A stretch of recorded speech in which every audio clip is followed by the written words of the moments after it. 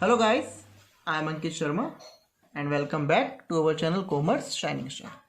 तो दोस्तों, जैसा कि आप सभी जानते हैं, हमारे चैनल ने एक शुरुआत करी है लर्न फ्रॉम होम की। तो आज हम पढ़ेंगे अकाउंटिंग रेशो का पार्ट 2, जो कि है सोल्वेंसी रेशो। सोल्वेंसी रेशो क्या होता है और इसमें कौन कौन से फॉर्मूले आते हैं और क्या आइडियल रेशो रहता है वो पढ़ते हैं। तो डेब्ट इक्विटी रेशो पढ़ेंगे। सबसे पहले क्या होता है डेब्ट इक्विटी रेशो? देखिए, ये रेशो एक्सप्रेस करता है रिलेशनशिप बिटवीन लॉन्ग टर्म डेब्ट और शेयर होल्डर फंड के बारे में, कि आपके शेयर होल्डर के फंड कैसे हैं और आपका लॉन्ग टर्म डेब्ट कैसा है। इन दोनों के बीच में रेशो क्या है, कि आपने जो पैसा लिया है वो डेब्ट से कितना लिया है और शेयर होल्डर से कितना लिया है, इसको किस तरह से आप देखते हैं वो रिलेशनशिप ये बताता है। तो इसका फॉर्मूला यहाँ पे दे रखा है, डेब्ट इक्विटी रेशो इक्वल टू डेब्ट डिवाइड बाय इक्विटी। जो भी आपके डेब्ट है उसको आप ऊपर रखेंगे और जो आपकी इक्विटी है वो आपको नीचे रखना है। इससे आपका आंसर आ जाएगा। लॉन्ग टर्म डेब्ट या फिर शेयर होल्डर फंड भी इसे कह सकते हैं। अब क्या होता है इसमें, कैसी चीज़ होती है, जरा पढ़ते हैं। Equity means share holder fund that is preference share capital, equity capital और reserve less losses and fictitious assets like preliminary expenses.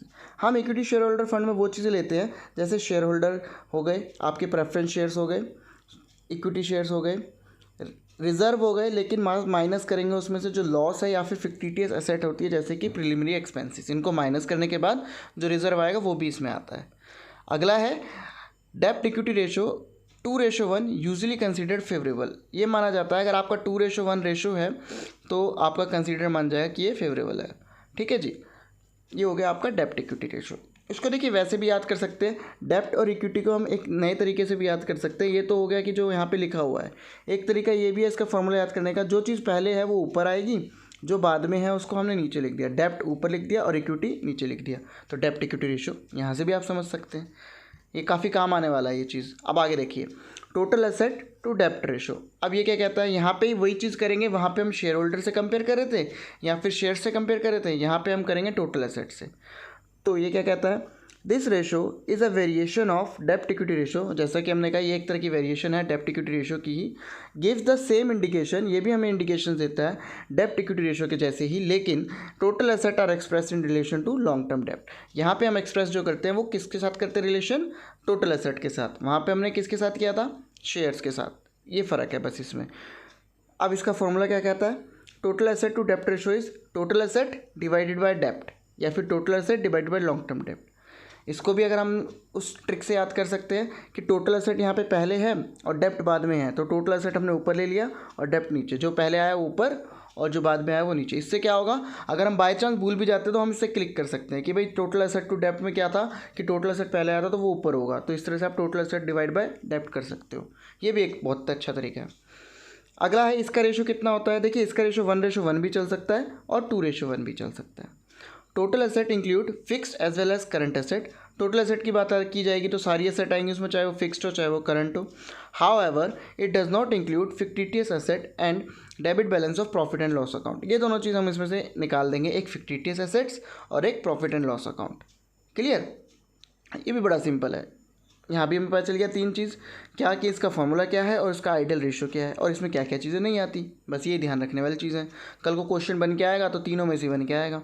अगर आप पूछ लेते कौन सी चीज़ टोटल एसेट टू डेब्ट रेशो में नहीं लेते, तो फिक्टिटियस एसेट नहीं लेते और आपका डेबिट बैलेंस नहीं लेते प्रॉफिट एंड लॉस का। ठीक, अब आगे बढ़ते हैं। अगला है प्रोप्राइटरी रेशो। अब प्रोप्राइटरी रेशो क्या होता है इसको पढ़ लेते हैं। This ratio indicated the proportion of total asset fund by owner और share holder. It is calculated as under. ये किस तरह से कैलकुलेट होता है, इसमें क्या करते हैं, इसमें आप सबसे पहले इक्विटी को लेते हैं, इक्विटी को डिवाइड कर लेते हैं टोटल एसेट से। अब इसको कैसे हम लिंक कर सकते हैं, देखिए हमने लास्ट फॉर्मूले में पढ़ा था, अगर हम बात करें टोटल एसेट की तो टोटल एसेट ऊपर था, डेब्ट नीचे था।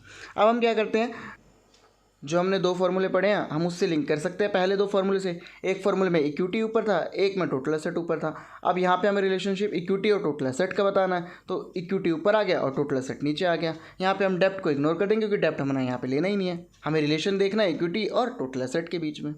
ठीक है, इस तरह से भी इसे याद कर सकते हैं। और दूसरा फॉर्मूला क्या है, share holder fund divide by non current asset plus current asset. वही मतलब टोटल एसेट्स में दोनों चीज़ आती है, करंट एसेट भी नॉन करंट एसेट भी, और शेयर होल्डर फंड और इक्विटी एक ही बात होती है। तो share holder divide by non current asset या फिर करंट एसेट मिला के टोटल होगा। ये आपका हो गया प्रोप्राइटरी रेशो। अब इसका क्या फ़ायदा है क्या नहीं है पढ़ते हैं।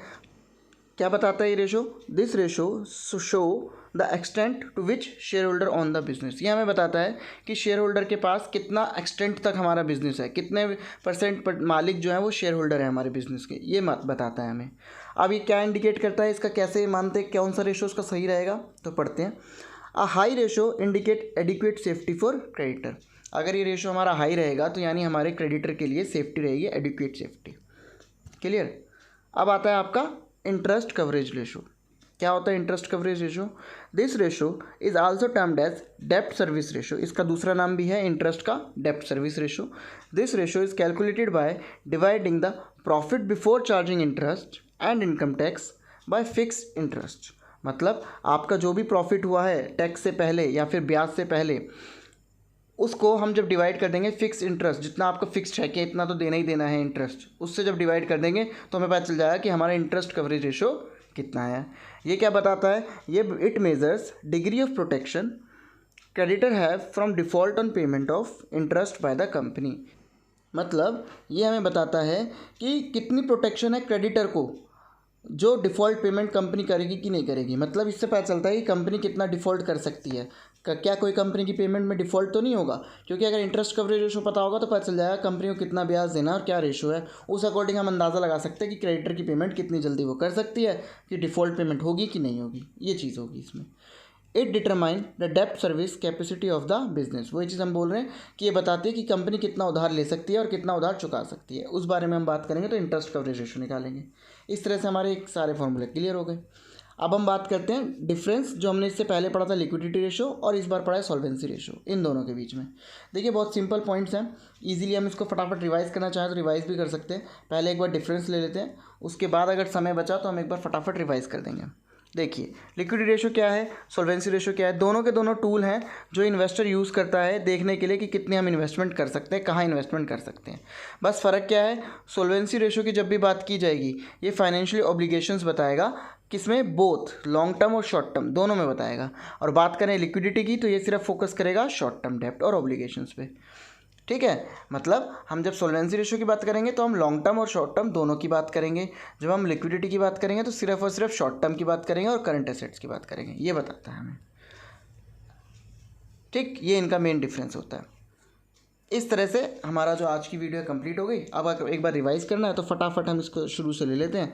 देखिए डेप्ट इक्विटी रेशो क्या होता है, डेप्ट डिवाइड बाय इक्विटी, डेप्ट ऊपर रख दो डिवाइड कर दो इक्विटी से। ठीक, आइडियल क्या होता है 2:1। टोटल एसेट टू डेप्ट रेशो पे आते हैं, वो क्या होता है, वो आपका टोटल एसेट ऊपर रख दो डेप्ट नीचे रख दो। इसका आइडियल कितना होता है 1:1 या 2:1।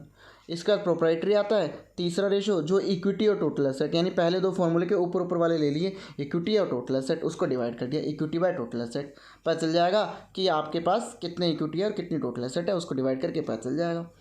आगे interest coverage ratio. Interest coverage ratio ये बताता है कि कितना आप पेमेंट कर सकते हो अपने क्रेडिटर को टाइम पे, डिफ़ॉल्ट तो नहीं हो सकता, ये चीज़ पता चल जाती है इससे। तो इंटरेस्ट कवरेज रेशो ये हो गया। सिंपल से चारों पॉइंट खत्म, डिफरेंस भी खत्म। इस तरह से ये पार्ट 2 इसका ख़त्म। अब हम पार्ट 3 लाएंगे, उसमें आगे का बताएंगे। उम्मीद करते हैं आपको हमारी वीडियो पसंद आई होगी और हमारा कहा समझाया हुआ समझ आया होगा।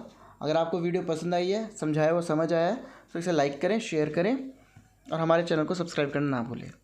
Thank you.